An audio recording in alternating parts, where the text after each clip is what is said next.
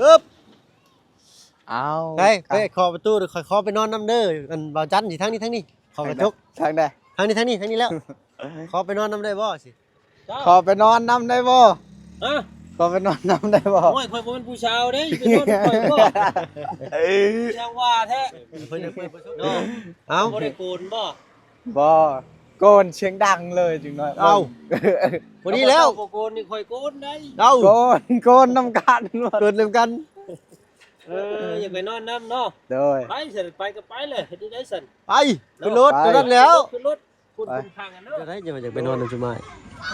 รอบนี้ก็ไปนอนน้ำสมายก่อนรอบหน้าจึงมานอนเยือนเอานี่ แต่ซั่นบ่เปลี่ยนกันบ่ โดย โอ้ยเนาะได้ยินคำนี่ก็ซึ้งใจนำแล้วพี่น้อยเนาะตามเบิ่งนี่เพิ่นย่านเฮาบ่มานอนน้ำนานี่จังหวะทิ้งไปนอนน้ำเฮาก่อนพี่น้อยเนาะ ล่าจากการเห็นไห้ใส่หน้ามาแห้งๆนี่แห้งก้นแห้งเนาะ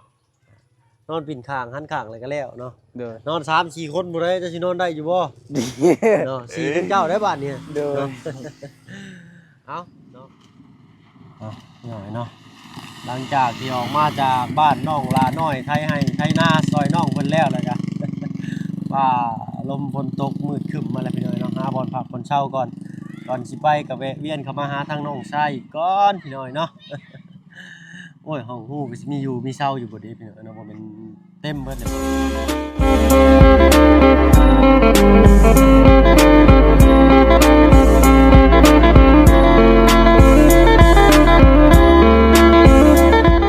กับทักทายสบายดีพ่อแม่พี่น้องหมู่เพื่อนกันเบิดสุขุสุคนเนาะว่าฝั่งไทยฝั่งลาวแล้วก็ทั้งฝั่งต่างประเทศก็ยินดีต้อนรับเข้าสู่ช่อง YouTube ว่าเพิ่นเคยหลายคือเก่ามื้อนี้เนาะก่อนสิหาบ่อนพักบ่อนเช่าก็สิแวะเวียนมาหาน้องซ้อนเพิ่นก่อนเนาะโอ้ยเนาะแต่งตัวรอแท้น่ะเนาะ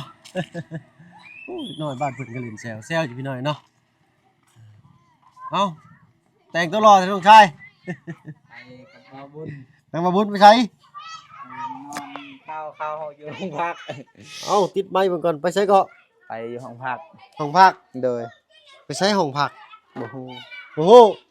โอ้จากลองไปนอนน้ำซุปอ้ายบ่ โด เนี่ย ย เนาะ เนาะข้างหนึงเนาะเอ้าคิดว่าสินอนหลับอยู่บ่ โดย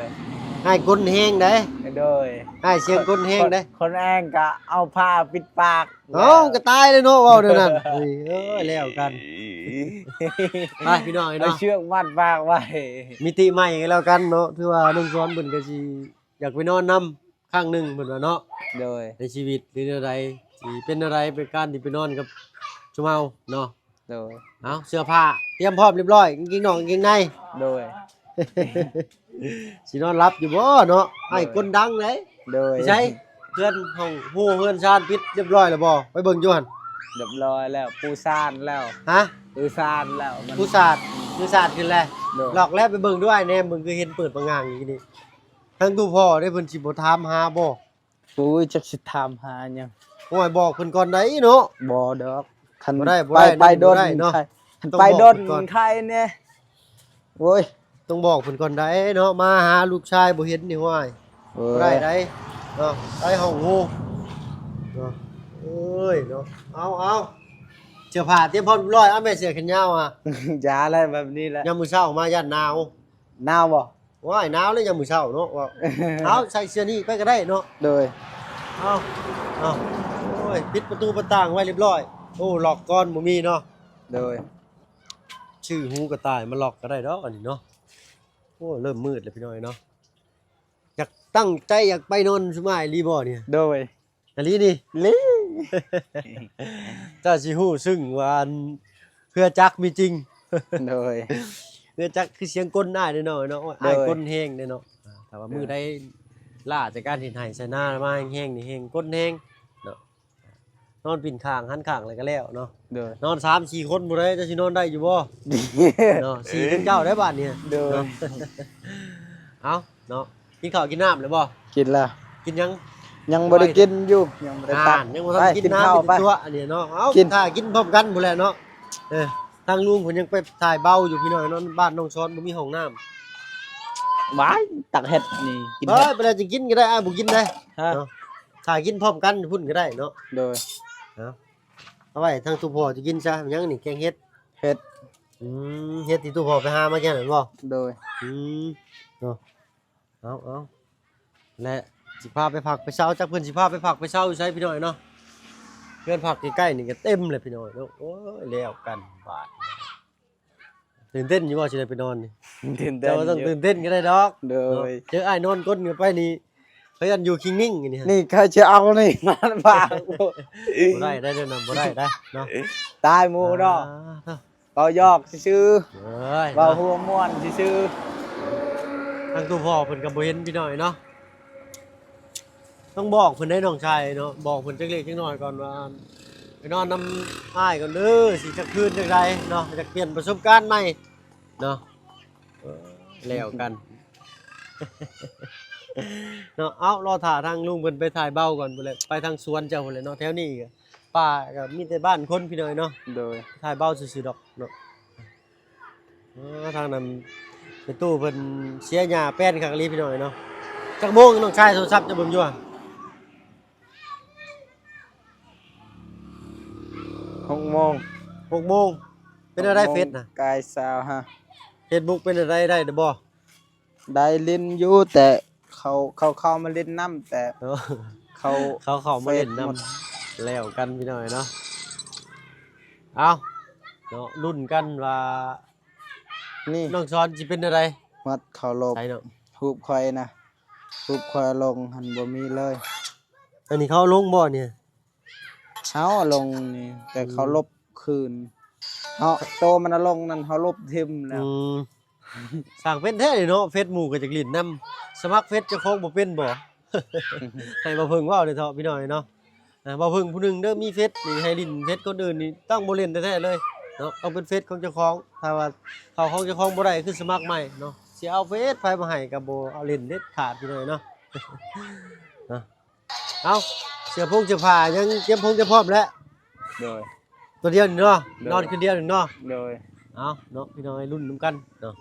ไปนอนอยู่น้ำชุ่มอ้ายนี่โยตื่นมาเช้ามาจ้างสิจมเนาะโอ้ยเนาะมีแต่เสียงกลนั่นแหละ เอาเป็นได้กันรุ่นไปนอนกันพี่น้อยเนาะวันนี้แหละจะได้พาน้องไปกินข้าวกินน้ำตัวอยากกินหยัง จักสิกินหยัง หมูกระทะกินบ่ กิน เดี๋ยวโอเคหมูกระทะเนาะ กระทะ เอ้ยเนาะกินข้าวนี่แหละเนาะหมูกระทะหรือหยังก็ว่าไปเนาะเป็นได้ไปไทยนาสอยน้องหละน้อยเมื่อกี้นี่ วันเยอะ ม่วนอยู่เนาะยิ้มดีแท้นี่ดีใจเท่านั้นรู้ว่าสิได้ไปนอนนำ เรามีแต่เคยไปไปหา อยู่บ้านพักใกล้ๆพี่น้อยเนาะต้องช้อนไปปลุกเอาแต่6 โมงเช้ามื้อน่ะก็ได้ ออกมาแบบว่าไปตัดกล้วยปะพวกอ้ายช้ำก็แล้วแหละ ขอโทษเขาไว้กัน เนาะ นั่น โอ้ยบ่เป็นหยัง เออ เนาะ เขาบอกว่าโอ้ยตัวบริตัดนี่ตายแล้วขอให้ตัวไปซอยเธอหนึง นี่แหละเนาะ แบบ คือว่าจำเป็นเร่งด่วน เราเห็น เด้อ แต่ว่าโวยคอยบ่พอ เข้า จะ ใจ ซอยแน่คอยบ่มีกล้วยเรียนเจ้าบริตัด ด้อ เราก็ยัน ใจแล้วน้องเอ้ยเนาะ อืม ได้เข้าใจดี แล้ว เวลาเฮาขับคันมาหรือว่าขมังข้างบ้าน โดย เพิ่นเว้าเนาะ เราก็ยังยันแม่ใจดีอีพุ่นอีกหายเห็นแม่ใจดีที่ชื่อกล้วยหั่น โดย ยังคอยสิสั่งกล้วยน้ำเจ้า2-3เทื่อนี่คือบ่พอตลอดไงเรา แม่นแหละ ขมังแบบนั้น โดย สั่งซ้ำได้ต้องครบเนี่ยนั้น แม่นแหละก็ต้องอย่างนั้นแหละเนาะ สาม คือ ต้ ว่าน สอง ช่วย ต้ เหลื น อ ครบ หมู่บ้านเดียวกันเนาะ โดย เนาะเราถ่ายเพิ่นจักหน่อยก่อนเอ้ยเนาะ อ่ะเราถ่าทั้งลุงเพิ่นอยู่พี่น้อยเนาะ โดย คิดอะไรจะมาจากไปนอนนำจุมาย รอบนี้ก็ไปนอนน้ำสมายก่อนรอบหน้าจึงมานอนเยือนเอานี่ จังซั่นบ่เปลี่ยนกันบ่ โดย โอ้ยเนาะเอาได้ยินคำอยู่ก็ซึ้งใจนำแล้วพี่น้อยเนาะตามเบิ่งนี่เพิ่นย่านเฮาบ่มานอนนำนานี่จังว่าทิ้งไปนอนนำเฮาก่อนพี่น้อยเนาะ เอาพี่น้อยเนาะพู้นแหละเบิ่งกาลเวลาแล้วก็สถานที่เนาะเราจึงมานอนนำน้องเพิ่นเนาะยันว่านอนแหละมีแนวบ่ถือบ่ต้องทั้งบ้านทั้งเมืองเพิ่นนี่แหละพี่น้อยเนาะก็ต้องเบิ่งสภาพแวดล้อมหลายๆอย่างพี่น้อยเนาะบ่แม่นว่าสิมาแล้วก็สิไปนอนโลดปึ๊บปั๊บเพิ่นนั่นเพิ่นนี่บ่ได้นั่นน่ะเนาะ โดย ก็ต้องตามที่คลองบ้านเพิ่นเนาะบางทีบางบ้านก็เขาไปนอนเพิ่นก็โอ้ยต้องแจ้งในบ้านก็ได้เผื่อที่เจ้าเป็นหยังมาใครสิรับผิดชอบ เพิ่นไต่เพิ่นนำให้บ่ได้ประมาณนี้นะพี่น้อยเนาะ คันนอนด้นละ ต้องแจ้งเพิ่นเนาะ นอนเป็นเดือนต้องแจ้งก่อน อื นะ มโดย น เนาะ อนมือหนึงสองมือ บ่เป็นหยังเนาะ บ่ อืมโดยเนาะอายุคันเดียวนะพี่น้อยเนาะก็คือครับอันเอาไปนอนบ้านอื่นเลยพี่น้อยเนาะบ้านอื่นไปนอนบ้านเฮาคือกันเนาะ คือการนั้นมา แม่นเบิดเนาะบ้านเฮาคือกันเบิดเพราะว่าน อน ต้องอยู่ในความปกครองของนายบ้าน โดย เนาะต้องแจ้งในบ้านฮู้ว่าในบ้านเกิดหยังขึ้นมา อืม เนาะ มันยา เกิ ก ดสิ่งของลักทรัพย์หรือว่าเกิดเหตุทะเลาะวิวาทกันขึ้นมาเนาะก็สิได้อยู่ในความปกครองของนายบ้านเพิ่นเนาะน้องจอยเนาะ โดย เอาอ้ายก็ว่าผิดว่าถือลีนพันกันไปแล้วบาทมาออกมาคล้องคอยถ่าทั้ง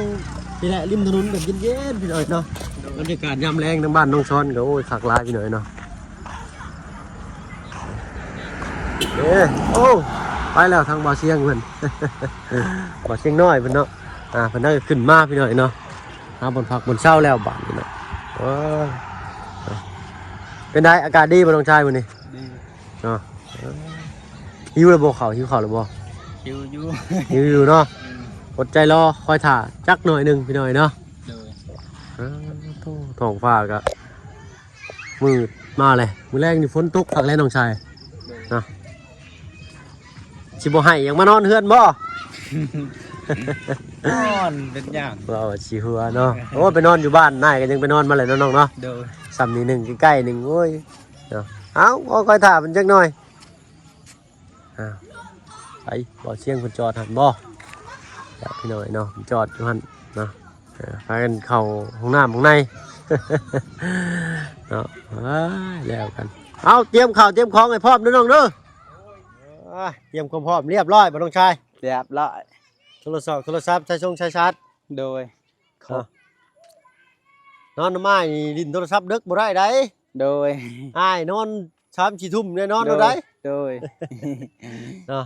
เล่น บ่ได้ ยัง นะ ดึก ลิ้นได้เล็กน้อยเนาะ เออ เป็นเวียกเป็นงานแต่บ่เป็นหยังดอกเนาะเฮานอนรับแล้วก็แล้วแล้วน้องเพิ่นอยากเล่นก็ให้เพิ่นเล่น โอ้ยไฟ เฮานอนแต่เว้นนี่ก็ดีเด้น้องชาย โดย ตื่นแต่เช้ามามันสิมีแห้งมันสิ สบายเฮ็ด สด เวี ชื่ ย น กมี แม่น แห้งมีเนื้อ ถ้าว่าก ล้ามเป็นมัดเป็นมัด ถ้านอนดึกนี่โอ้ตื่นเช้ามานี่โอ้บ่อยากไว้ปานใด โดย อันนี้ก็ใส่เลนหนึ่งเลยพี่น้อยเนาะเลน0.5ก็บ่เห็นมืดแล้วพี่น้อยเนาะซำนี้ก็ได้ ขอโทษขออภัยน้ำลายๆโอ้เบิ่งแล้วคือสิตื่นเต้นพี่น้อยเนาะ สักครั้งแน่เลยยกเข้ามาขอบถนนอีกดีกว่านี่ เนาะ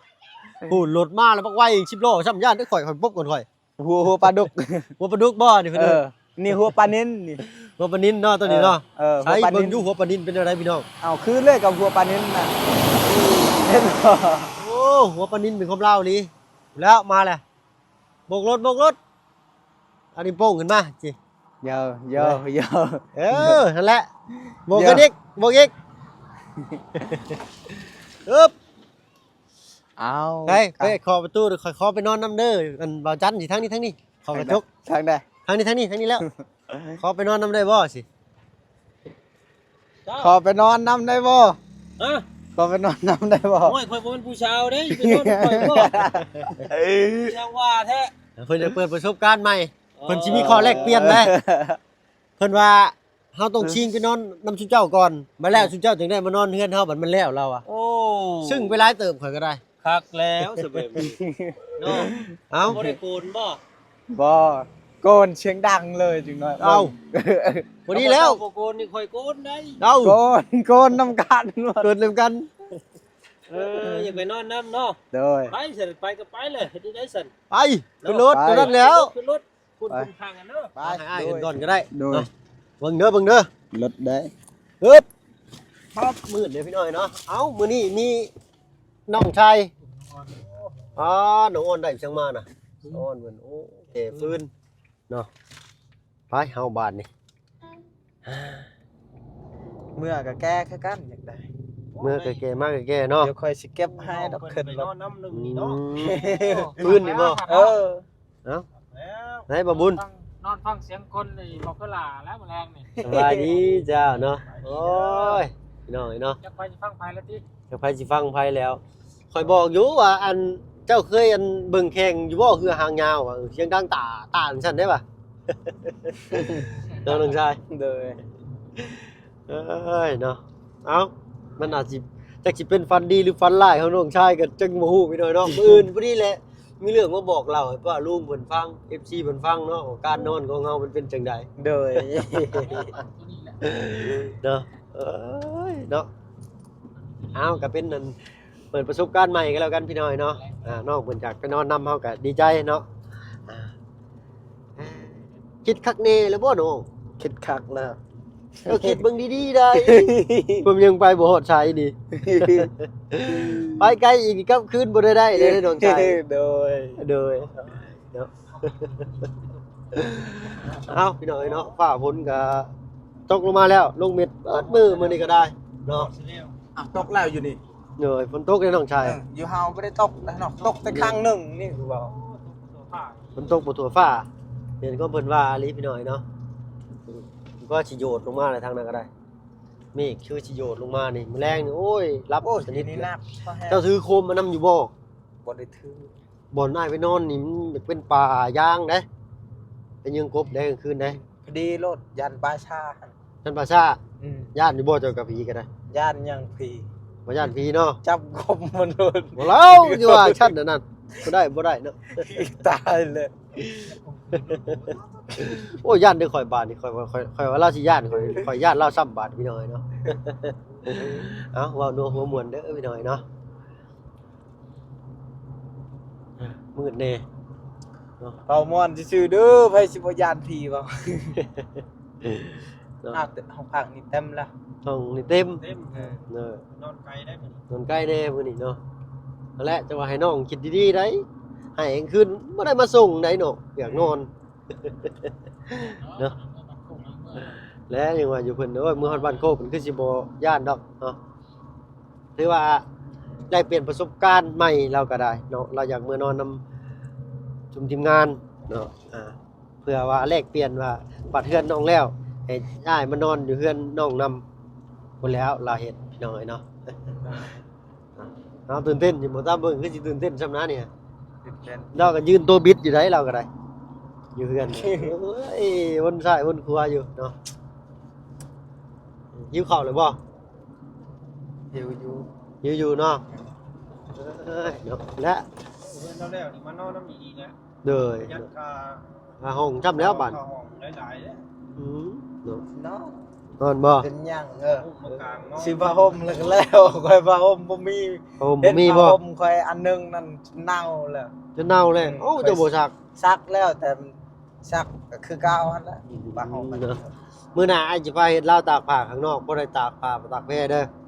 เวลามื้อใดแดดๆแล้วก็เอาผ้าเอาแพรเอาที่นอนที่อยู่ที่นอนเสื้อสาดหมอนมุ้งเอามาตากแดดให้มันร้อนๆแหมให้มันกำจัดกลิ่นอับความอับชื้นออกเด้อเนาะเฮือนเจ้าเองเป็นเฮือนดินซ้ำมันให้มันเปียกบ่ได้มันชื้นเลยได้เนาะ โดย ครับน้ำยาถูพื้นน่ะก็ใช้บ่ต้องหลายก็ได้คือว่ากะละมังก็ว่าบุญชื่อไปให้แล้ว โดย กระซ้ำนั่นแหละบ้านเอิ้นเนาะเอาน้ำใส่จัก2-3คันเลยก็เอาอันน้ำยานั่นแหละที่อ้ายบอกนะ โดย ก็ใส่ยุดลงไปหน้อยหนึงเนาะเขย่ามันเข้ากันเลยก็คัดถูพื้นเนาะพอถูเสร็จปุ๊บเจ้าบิดมาดเอาน้ำเปล่านี่แหละใส่ไม้ถูแล้วก็ถูอีกรอบหนึงให้มันแห้งมันก็สิหอมเวลาจู่จักกันยุงคือกันเนาะหากระชามหรือว่าถูใบใหญ่มาใส่บ่ให้ขี้มันหล่นอยู่พื้นนะ โดย ย่านว่ามือไปถึกเลยก็ขับมันคืนมาบัดเอามาจกหูจกตาจกแขวจกคางเจ้าของหายเบื่อย้อนใดอย่าขี้ยากันยุงเลยก็ได้เด้อ โดย มื้อหน้าได้สิพาเฮ็ดดอกสันพี่น้อยเนาะเบิ่งภาพเพิ่นนี่คือสิคิดยังบ่ออกเนาะต้องโอ้ โอ้ยทางยากอหลีบ่นี่เป็นคุมได้ ฝนตกแห้งช่ำพี่น้อยเนาะเอารถเด้อบ่มีตาหลังช่ำนั่นเนาะโอ้ยแล้วกันพี่น้อยเนาะทะเบียนก็บ่มีรถบ่เหลื่อมตอบแสงตาช่ำเอาสำหรับคลิปนี้ก็เว้าหลายยายห่างเกินไปแล้วพี่น้อยเนาะที่ได้เวลาซุมมาประกวน โดย ลาพี่ลาน้องก่อนน้องชายเนาะ โดย ติดตามรับชมกันอีกพี่น้องเนาะว่าน้องช้อนเพิ่นสิเป็นอะไรได้นอนกับซุมทีมงานครั้งแรกเนาะ โดย ผู้แรกก็สิเป็นทางช่องบาบุญสารวันนี่ก็ทางช่องของลุงจันทร์เพิ่นพี่น้องเนาะสำหรับบาบุญก็สิขอตัวลาลงแล้วพี่น้องเนาะพบพ้อกันคลิปหน้าคลิปนี้สบายดีจ้า โด เนาะ ยสบายดี เดี๋ยวเนาะ ที่ทายพี่น้องเบิ่ง โดย ว่าผู้ใดคนดังคนใดคนบ่ดัง โดยเอ้าสุดท้ายนี่ค่อยว่ามาตกอยู่ผู้น้อยนะนี่เนาะ เออ เคยด่าหลับเต็มๆไปหน่อยเนาะฮู้อนาถาเจ้าของอยู่แล้วมึนเนี่ยเนาะ เอ้าฝากช่องเคยล่ะให้ป้าลุงติดตามมึงอยู่ต้องเว้าเด้อใด เด้อ เดี๋ยวได้เอาเว้าก ดติดตามนะเด้อก ดยังอีก กดไลค์กด Subscribe แน่กดกำลังใจแน่ เด้อเนาะกด Subscribe นี่บ่ได้ยินแต่หลายมือได้พี่หน่อยเนาะ กด Subscribe แล้วอะเนาะ FG แม่นมาว่าอยากได้เบอร์น้องซ้อนเนาะทางผู้ใหญ่เพิ่นให้เพิ่นอยู่บ่เพิ่นอยากโทรมาเล่นไม่อันนำซื่อ โทร ให้เนาะ ได้ โดยเนาะอ้าวแต่อันทางพี่ใจดีเพิ่นเนาะถ้าว่าเห็นคลิปนี้ก็ทางเคยล่ะก็ได้ไปตอบเม่นเลยเด้อเนาะขึ้นไว้ให้อยู่ในเม่นเลยเนาะตอบเม่นกลับไปว่าก็คือเบอร์น้องซ้อนเนาะก็ขอบบุญขอบคุณเนาะที่ติดตามรับชมคลิปน้องซ้อนมาโดยตลอดแล้วก็ขอบบุญขอบคุณเนาะที่หักแพงน้องซ้อนพี่หน่อยเนาะ โดย เอาสำหรับคลิปนี้ลาลงแล้วเนาะเอาเป็นว่าสบายดีจ้ะ สบายดี